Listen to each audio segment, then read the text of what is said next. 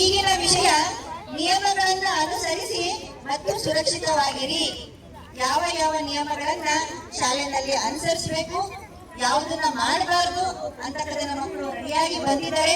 5ನೇ ತರಗತಿಯಲ್ಲಿ ಯಾವ ನಿಯಮಗಳನ್ನ ತರಗತಿಯಲ್ಲಿ ನಾವು ಕಡ್ಡಾಯವಾಗಿ ಪಾಲಿಸಬೇಕು, ಯಾವುದನ್ನ ಮಾಡಬಾರ್ದು. ಆಲ್ರೆಡಿ ಕೆಲವೊಂದು ನಿಯಮಗಳನ್ನ ನೀವು ಪಾಲಿಸ್ತಾ ಇಲ್ಲ, ಕೆಲವೊಂದು ಯಾವ್ದು ಬೇಡ ಅದನ್ನ ಮಾಡ್ತಾ ಇದ್ದೀರಾ. ಅದರಿಂದ ಅಪಾಯ ನಿಮಗೇನೆ. ಅದಕ್ಕೇನೆ ಈಗ ಹೇಳ್ತಕ್ಕಂಥ ನಿಯಮಗಳನ್ನ ಪಾಲಿಸಿ, ನೀವು ಪಾಲಿಸಿ, ನಿಮ್ಮ ಮನೆಗಳಿಗೂ ಹೇಳಿ, ನಿಮ್ಮ ಚಿಕ್ಕ ಮಕ್ಕಳಿಗೂ ಹೇಳಿ, ನೀವು ಮನೆಯಲ್ಲೂ ಪಾಲಿಸಿ, ಅಥವಾ ಹೊರಗಡೆ ಎಲ್ಲರೂ ಹೋಗ್ಬೇಕಾದ್ರೆ ರಸ್ತೆಯಲ್ಲೂ ಕೂಡ ಈ ನಿಯಮಗಳನ್ನ ಪಾಲಿಸಬೇಕು. ನಿಯಮಗಳನ್ನ ಮಾಡಿರೋದು ಸರ್ಕಾರ ಆಗಿರ್ಬೋದು, ಶಾಲೆಗಳಾಗಿರ್ಬೋದು, ಎಲ್ಲೇ ಆಗಿರ್ಬೋದು. ಮನೆಯಲ್ಲಿ ಅಪ್ಪ ಅಮ್ಮ ಹೇಳ್ತಾರಲ್ಲ, ಹೀಗೆ ಇರು, ಹಾಗೆ ಇರು, ಇಷ್ಟೊತ್ತಿಗೆ ಇರು, ಇಷ್ಟೊತ್ತಿಗೆ ಓದ್ಕೋ, ಇದನ್ನ ಮಾಡು, ಇದನ್ನ ಮಾಡ್ಬೇಡ ಅಂತ ಹೇಳ್ತಾ ಇರ್ತಾನೆ. ಯಾಕೆ ಹೇಳೋದು? ನಿಮ್ಮ ಒಳಿತಿಗೆ. ಪಾಲಿಸೋನು ಒಂದು ದೊಡ್ಡ ವ್ಯಕ್ತಿ ಆಗ್ತೀಯಾ, ಯಾರು ಪಾಲಿಸಲ್ಲ ಹಾಗೇ ನೀವು ಉಳ್ಕೊಂಡ್ಬಿಡ್ತೀರಾ ಅಂತ ಹೇಳ್ತಾ ವಿಷಯವನ್ನ ಮಂಡನೆ ಮಾಡೋದಕ್ಕೆ ಮಕ್ಕಳಿಗೆ. ನನ್ನ ಹೆಸರು ಲಿಕ್ಕಿ. ನಾನು 5ನೇ ತರಗತಿಯಲ್ಲಿ ಓದುತ್ತಿದ್ದೇನೆ. ತರಗತಿಯ ನಿಯಮಗಳನ್ನು ಅನುಸರಿಸಿ ಮತ್ತು ಸುರಕ್ಷಿತವಾಗಿರಿ. ಶಾಲೆ ಹಾಗೂ ತರಗತಿಯಲ್ಲಿ ಸರತಿ ಸಾಲಿನ ನಿಯಮ ಪಾಲಿಸಬೇಕು. ಮಕ್ಕಳೇ ಇಲ್ಲಿ ಕೇಳಿ, ಶಾಲೆ ಮತ್ತು ಆವರಣದಲ್ಲಿ ಶೌಚಾಲಯಕ್ಕೆ ಹೋಗ್ತಿರ್ತೀರಾ, ಇಲ್ಲಾಂದ್ರೆ ಊಟಕ್ಕೆ ಬಿಟ್ಟಿರ್ತೀವಿ, ಇಲ್ಲ ಹಾಲು ಕುಡಿಯಕ್ಕೆ ಬಿಟ್ಟಿರ್ತೀವಿ. ಅಂತಹ ಸಮಯದಲ್ಲಿ ಸರದಿ ಸಾಲನ್ನು ನೀವು ಪಾಲನೆ ಮಾಡಬೇಕಾಗುತ್ತೆ. ಈಗ ಹೋಗ್ರಿ ಹಾಲು ಕುಡಿದಂದ್ರೆ ಎಲ್ಲರೂ ಓಡೋಗ್ತೀರಾ, ಹೋಗ್ರಿ ಶೌಚಾಲಯಕ್ಕೆ ಅಂದರೆ ಎಲ್ಲರೂ ಓಡೋಗ್ತೀರಾ. ಅಲ್ಲಿ ಹೋಗ್ತೀರಾ, ಬಾಗಿಲು ಮುರಿತೀರಾ, ಗುದ್ದಾಡ್ತೀರಾ, ಎಲ್ಲ ಅವ್ಯವಸ್ಥೆ ನೋಡಿದೀವಿ ನಾವು. ಆದ್ರಿಂದ ಸರದಿ ಸಾಲನ್ನ ನೀವು ಮಾಡಬೇಕಾಗುತ್ತೆ. ಹಾಲು ಕುಡಿಬೇಕಾದ್ರೆ, ಊಟ ಇಡಿಸ್ಕೋಬೇಕಾದ್ರೆ, ಶೌಚಾಲಯಕ್ಕೆ ಹೋಗ್ಬೇಕಾದ್ರೆ ಮತ್ತು ಪ್ರೇಯರಿಗೆ ನಿಂತಿರ್ಬೇಕಾದ್ರೆ ಇಂತಹ ಸಮಯದಲ್ಲಿ ಸರದಿ ಸಾಲನ್ನ ಮಾಡಬೇಕಾಗುತ್ತೆ. ತರಗತಿ ವೇಳೆಯಲ್ಲಿ ಗಲಾಟೆ ಮಾಡದೆ ನಿಶಬ್ದದಿಂದ ಪಾಠವನ್ನು ಆಲಿಸಬೇಕು. ಪಾಠ ಮಾಡ್ತಕ್ಕಂಥ ಸಮಯದಲ್ಲಿ ಗಲಾಟೆಯನ್ನು ಮಾಡದೆ ಆಲಿಸಬೇಕು. ಕೆಮ್ಮುವಾಗ ಮತ್ತು ಸೀನುವಾಗ ಕರವಸ್ತ್ರ ಬಳಸಬೇಕು. ಕೆಮ್ಮುವಾಗ ಸೀನುವಾಗ ಸುಮ್ಮನೆ ಬಸ್ಸಲ್ಲಿ ಕುತ್ಕೊಂಡಿರ್ತೀವಿಲ್ಲ ಮಕ್ಕಳು, ಬೆಂಚ್ 5-6 ಜನ ಕುತ್ಕೊಂಡಿರ್ತೀರ, ಸುಮ್ಮನೆ ಸೀನೋದು, ಸುಮ್ಮನೆ ಕೆಮ್ಮೋದು, ಹಂಗೆ ಮಾಡಬಾರ್ದು. ಕರವಸ್ತ್ರ ಇಟ್ಕೋಬೇಕಾಗುತ್ತೆ. ಕೆಮ್ಮು ಮತ್ತು ಸೀನು ಬೇಗ 100 ಜನಕ್ಕೆ ಹೋಗ್ಬಿಡುತ್ತದೆ. ಇಲ್ಲಿಂದ ಸೂಕ್ಷ್ಮ ಜೀವಿಗಳಲ್ಲಿ ಇರ್ತವೆ ಮಕ್ಕಳೇ, ಆದ್ರೆ ಕರವಸ್ತ್ರ ಇಟ್ಕೋಬೇಕು. ದಯವಿಟ್ಟು ಮತ್ತು ಧನ್ಯವಾದ ಹೇಳುವುದನ್ನು ರೂಢಿಸಿಕೊಳ್ಳಬೇಕು. ದಯವಿಟ್ಟು ಬನ್ನಿ, ಧನ್ಯವಾದಗಳು.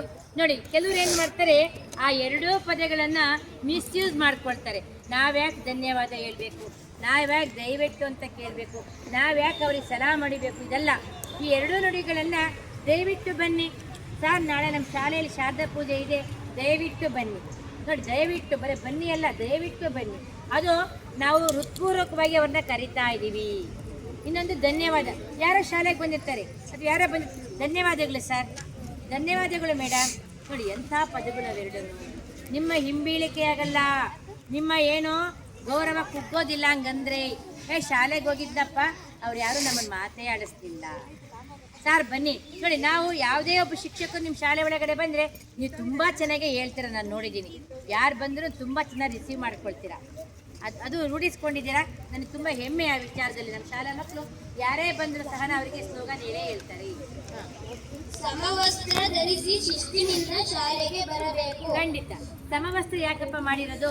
ಈ ಪ್ರೇಯರಲ್ಲಿ ನಿಂತ್ಕೊಂಡಿರ್ತೀರಾ, ಅಲ್ಲೊಂದು ಕೆಂಪು, ಇಲ್ಲೊಂದು ಹಸಿರು, ಇಲ್ಲೊಂದು ನೀಲಿ ಹಾಕೊಂಡ್ಬಂದ್ರೆ ಚೆನ್ನಾಗಿ ಕಾಣುತ್ತಾ?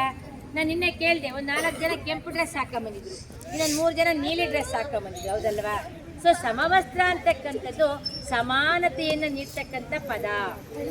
ಶಾಲೆಯಲ್ಲಿ ಸಮಾನತೆ ಇರಲಿ, ಬಡವ ಶ್ರೀಮಂತ, ಮೇಲು ಕೀಳು ಅಂತಕ್ಕಂಥ ಭೇದ ಭಾವ ಇರಬಾರ್ದು ಅಂತಲೇ ಆ ಸಮವಸ್ತ್ರವನ್ನು ಮಾಡಿರೋದು. ಮಕ್ಕಳೇ ಕೇಳಿಸ್ಕೊಳ್ತಾ ಇದ್ರಲ್ಲ, ಸಮವಸ್ತ್ರವನ್ನು ಶಿಸ್ತಾಗಿ ಹಾಕ್ಕೊಂಬರ್ಬೇಕು. ಇನ್ನೊಂದೇ, ಆ ಸಮವಸ್ತ್ರವನ್ನು ಎಷ್ಟು ದಿನ ಆದರೂ ತೊಳೆದಿರಲ್ಲ, ಅಥವಾ ಐರನ್ ಮಾಡಿರೋದಿಲ್ಲ, ಅಥವಾ ಎಲ್ಲೋ ಉಂಡಿ ಇಕ್ಕಿರ್ತೀರ ಗೂಡಲ್ಲಿ, ಅದು ನನಗೆ ತಗೊಂಡು ಹಾಕ್ಕೊಂಬರ್ಬಾರ್ದು. ಸಮವಸ್ತ್ರವನ್ನು ಶುಭ್ರವಾಗಿ ಹಾಕ್ಕೊಂಬರ್ಬೇಕಾಗುತ್ತೆ. ಕೇಳಿಸ್ಕೋಬೇಕು. ಈ ಕಡೆ ಮನೋ, ಈ ಕಡೆ ಕೇಳಿಸ್ಕೊ, ಅಲ್ಲೇನಿಲ್ಲ. ಸಮವಸ್ತ್ರವನ್ನು ಹೆಂಗಂದ್ರೆ ಹಂಗೆ ಹಾಕ್ಕೊಂಬರ್ಬಾರ್ದು. ಶಿಕ್ಷಕರು ಮತ್ತು ಹಿರಿಯರ ಜೊತೆ ವಿನಯದಿಂದ ವರ್ತಿಸಬೇಕು. ಖಂಡಿತ. ವಿನಯ ಅಂತಕ್ಕಂಥ ಪದ, ವಿನಯ ಅಂದ್ರೇನು? ಎಲ್ಲಾ ಗುಣಗಳನ್ನು ಹೊಂದಿರ್ತಕ್ಕಂಥ ಒಂದು ಮುದ್ದೆ ವಿನಯ ಅಂದ್ರೆ. ಎಲ್ಲಾ ಗುಣಗಳ ಒಟ್ಟು ಸಾರವೇ ವಿನಯ. ಶಿಕ್ಷಕರು ಬಂದಾಗ ಶಿಕ್ಷಕರು ಬಂದಿರ್ತೀವಿ, ನಾವು ಇಬ್ಬರು ಟೀಚರ್ಸ್ ಶಾಲೆಯಲ್ಲಿ ನಿಂತ್ಕೊಂಡು ಮಾತಾಡ್ತಾ ಇರ್ತೀವಿ.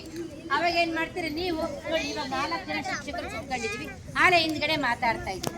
ಕಾರ್ಯಕ್ರಮ ಮೈಕ್ ಹಾಕಿದ್ದೀವಿ, ಬೋರ್ಡ್ ಇಟ್ಟಿದ್ದೀವಿ, ಇಲ್ಲೆಲ್ಲ ಕೂತ್ಕೊಂಡಿದ್ದೀವಿ, ಆದರೆ ಅಲ್ಲಿ ಮಾತಾಡ್ತಾ ಇರ್ತೀರಾ. ಅದು ವಿನಯ ಅಲ್ಲ. ವಿನಯ ಏನದು? ಅಲ್ಲಿ ಆ ಕಡೆ ಕೊನೆಯಲ್ಲಿ ಮಾತಾಡ್ತಲೇ ಇದ್ದಾನೆ. ವಿನಯ ಅಂದ್ರೆ ಏನು? ನಾವು ಶಿಸ್ತಿನಿಂದ ವರ್ತಿಸ್ತಕ್ಕಂಥದ್ದೇ ವಿನಯ.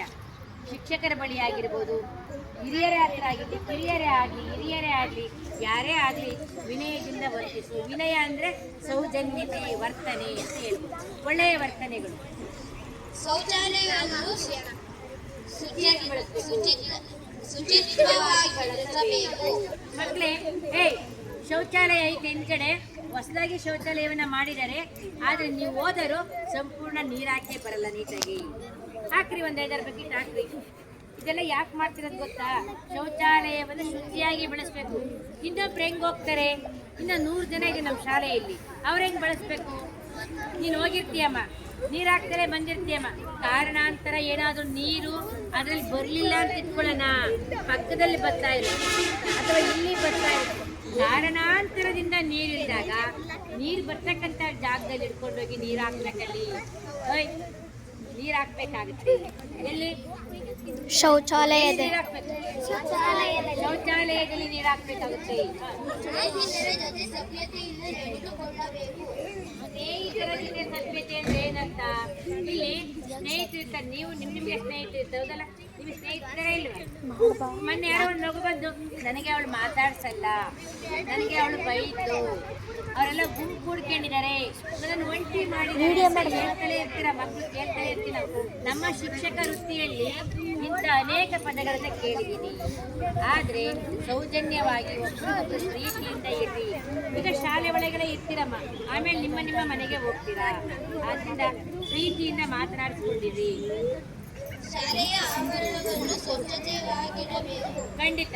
ಶಾಲೆ ನೋಡಿ, ಶಾಲಾ ಆವರಣ ಅಂತೀರಾ, ಅಲ್ಲೆಲ್ಲ ಚಾಕ್ಲೇಟ್ ಪೇಪರ್ ಹಾಕಿದೆ, ತಪ್ಪು. ಮತ್ತೆ ಇನ್ನೆಲ್ಲಿ ಬಂತು ಕ್ಲೀನು? ನೀವು ಪೇಪರ್ ಎರಿತೀರಾ, ಪೇಪರ್ ಎಲ್ಲ ಗಾಳಿಗೆ ಬಿಡ್ತಾ ಇರ್ತೀರಾ. ನಾನು ಬರ್ತೀನಿ ಶಾಲೆ ಒಳಗಡೆ ಬರ್ತೀನಿ, ನೋಡ ಪೇಪರ್ ಬಿದ್ದೈತೆ, ನೋಡ ಅಲ್ಲಿ ಕಸ ಇದೆ ಕಣ ಅಂತ ಹೇಳ್ದಾಗ ತುಂಬಾಗ್ತೀರ. ನಿಮ್ಮಲ್ಲಿ ವೈಯಕ್ತಿಕವಾಗಿರ್ತಕ್ಕಂಥ ಗಮನ ಬರಬೇಕು. ನಮ್ಮ ಶಾಲೆಯ ಮೂಲೆಯಲ್ಲಿ ಕಸ ಇದೆ, ಅದನ್ನ ಎತ್ತಾಕಬೇಕು, ಪೇಪರ್ ಕಿತ್ತಾಕಿದ್ದಾರೆ, ಮಾರ್ಕ್ಸ್ ಬರ್ತಾರೆ ಅಂತಕ್ಕಂಥ ಪ್ರಜ್ಞೆ ಪ್ರತಿಯೊಬ್ಬ ಮಕ್ಕಳಿಗೂ ಇರಬೇಕಾಗುತ್ತೆ. ಸ್ವಚ್ಛವಾಗಿರ್ತೀರಲ್ಲ? ಸರಿಯಾದ ಸಮಯಕ್ಕೆ ಶಾಲೆಗೆ ಬರಬೇಕು. ಖಂಡಿತ ಸರಿಯಾದ ಸಮಯಕ್ಕೆ ಶಾಲೆಗೆ ಬರಬೇಕು. ಬರಬೇಕಾ ಬೇಡ? ಈಗ ನಾವು ಆಲ್ರೆಡಿ ಎಲ್ಲ ಕುತ್ಕೊಂಡು ಪ್ರಾರಂಭ ಮಾಡಿದ್ವಿ, ಮತ್ತೆ 5 ಜನ ಮಕ್ಕಳು ಬರ್ತಾ ಇದ್ರು. ನೀವೇನು ದೂರದಿಂದ ಬಂದಿದ್ದೀರಾ, ಹತ್ತಿರದಿಂದ ಬಂದಿರ? ಪ್ರಶ್ನೆನೇ ಅಲ್ಲ ಅದು. ದೂರ ಹತ್ತಿರ ಪ್ರಶ್ನೆನೇ ಅಲ್ಲ. ಶಾಲಾ ಸಮಯಕ್ಕೆ ಸರಿಯಾಗಿ ಬರಬೇಕಾಗುತ್ತೆ. ನೋಡಿ, ಶನಿವಾರ ದಿನ ಸುಮಾರು ಮಕ್ಕಳು ಒಂದು 10-15 ಜನ ಮಕ್ಕಳು ಲೇಟಾಗಿಂದ ಬತ್ತಲೇ ಇದ್ದೀರ. ಆ ಥರ ಆಗಬಾರ್ದು ಮಕ್ಕಳು, ಹೌದಲ್ಲ? ಬೇಗ ಬರಬೇಕಾಗುತ್ತೆ, ಬೇಗ ಎದ್ದೇಳಬೇಕಾಗುತ್ತೆ. ಶನಿವಾರ ಶಾಲಾ ಸಮಯಕ್ಕೆ ಕರೆಕ್ಟಾಗಿ ಬರ್ರಿ. ನೋಡಿ, ಒಳ್ಳೆಯ ಗುಣಗಳು ಬಹಳ ಜನ ಬರ್ಕೊಂಡ್ಬಂದಿದ್ದಾರೆ. ಶಾಲೆಯ ಎಲ್ಲ ನಿಯಮಗಳನ್ನು ಕಟ್ಟುನಿಟ್ಟಾಗಿ ಪಾಲನೆ ಮಾಡಬೇಕು. ಈಗ ಕೇಳಿಸ್ಕೊಳ್ಳಿ, ಶಾಲಾ ನಿಯಮಗಳನ್ನ ಕಟ್ಟುನಿಟ್ಟಾಗಿ ಪಾಲನೆ ಮಾಡಬೇಕು. ಯಾವುದು ಶಾಲಾ ನಿಯಮಗಳೇನಿದಾವೆ ಮಕ್ಕಳಿಗೆ? ಶಾಲಾ ನಿಯಮಗಳೇನು?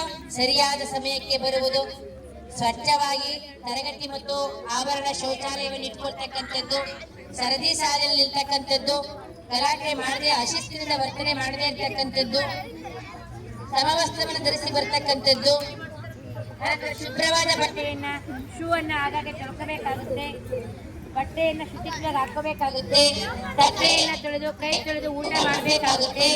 ಇವೆಲ್ಲ ಶಾಲಾ ನಿಯಮಗಳು. ಶಾಲಾ ನಿಯಮಗಳನ್ನ ಪಟ್ಟಿ ಮಾಡಿ ಅಂತಲೇ ಮಾಡಿಸ್ತೀರ, 100 ಆಗ್ತವೆ. ಅವನ್ನ ಪಾಲನೆ ಮಾಡ್ಬೇಕಾಗತ್ತೆ. ನೀವು ಇಲ್ಲ ಒಂದು ಪಾಲನೆ ಆಗ್ಲಿಲ್ಲ ಅಂದ್ರೆ ಅಲ್ಲಿ ಗಲಾಟೆ ಆಗುತ್ತೆ, ತಪ್ಪಾಗುತ್ತೆ. ಹೆಂಗೆ? ಊಟ ಮಾಡ್ಬೇಕಾದ್ರೆ ತಟ್ಟೆ ತೊಳೆಯಿಲ್ಲ ಅಂದ್ರೆ ಅದ್ರ ಧೂಳು ಬಿದ್ದಿರುತ್ತೆ, ಕೈ ತೊಳೆಯಿಲ್ಲ ಅಂದ್ರೆ ಅದ್ರ ಕ್ರಿಮಿಕೀಟ ರೂಪದಲ್ಲಿ ಹೋಗುತ್ತೆ, ಶೌಚಾಲಯಕ್ಕೆ ನೀರ್ ಹಾಕಿಲ್ಲ ಅಂದ್ರೆ ಇನ್ನೊಬ್ರು ಬರಲ್ಲ, ನಿಮ್ಗೆ ವಾಸನೆ ಬರುತ್ತೆ ಅಲ್ವಾ? ಸರದಿ ಸಾಲಲ್ಲಿ ನಿಲ್ಲಿಲ್ಲ ಅಂದ್ರೆ ಓಡಿ ಬಂದು ನೀವೇ ಬೀಳ್ತೀರಾ. ಅವಾಗ ಆಯಿಂಟ್ಮೆಂಟ್ ಕೊಡಿ, ಹತ್ತಿ ಕೊಡಿ, ಏನಾಗಿದೆ ಅಮ್ಮ, ಯಾರು ಬಿದ್ರಮ್ಮ ಅಂತ ನಾನು ಕೇಳ್ತಾ ಇರ್ತೀನಿ. ಮೇಡಮ್ ಅವ್ನು ಓಡ್ ಬರ್ತಾ ಇದ್ದ ತಟ್ಟೆ ತಗೊಳಕ್ಕೆ ಬಿದ್ದ. ಅವಾಗ ಯಾರಿಗಾಯ್ತು? ಅವಾಗ ನಿಮ್ಗೆ ಆಯ್ತು ತೊಂದ್ರೆ, ಹೌದಲ್ಲ? ಈ ನಿಯಮಗಳನ್ನ ಶಾಲಾ ನಿಯಮಗಳನ್ನ ಪಾಲಿಸ್ಬೇಕಾಗುತ್ತೆ. ಬರೀ ಹೇಳೋದಲ್ಲ, ಸ್ವಲ್ಪ ಕಾರ್ಯವೈಖರಿ ಆಗ್ಬೇಕಿದು. ತಲೆ ಒಳಗೆ ಹೋಗ್ಬೇಕಾಗುತ್ತೆ ವಿಷಯ. ಸಂಭ್ರಮ ಶನಿವಾರ ಮಾಡಿದೀವಿ, ಪಾಠ ಮಾಡಿಲ್ಲ, ಇಲ್ಲೆಲ್ಲ ಕುತ್ಕೊಂಡಿದೀವಿ, ಅಲ್ಲೊಂದು ಬೋರ್ಡ್ ಇಟ್ಟಿದೀವಿ, ಫೋಟೋ ತೆಗೆಸ್ಕೊಂಡಿದೀವಿ ಅಂದ್ರೆ ಅಲ್ಲ. ಆ ಸಂಭ್ರಮ ಶನಿವಾರದ ವಿಷಯ ನಿಮ್ಮ ಮನ ಮುಟ್ಟಬೇಕಾಗುತ್ತೆ ಮಕ್ಕಳೇ. ಅದನ್ನ ಮನ ಮುಟ್ಟಿದ್ಮೇಲೆ ಕಾರ್ಯರೂಪಕ್ಕೆ ತರಬೇಕಾಗುತ್ತೆ. ತಿರ್ಗಾ ಈಗ ಊಟಕ್ಕೆ ಬಿಡ್ತೀವಿ, ನೋಡ್ತಾ ಇರ್ತೀನಿ, ಇಲ್ಲೆಲ್ಲ ಕೇಳಿರ್ತೀರಾ.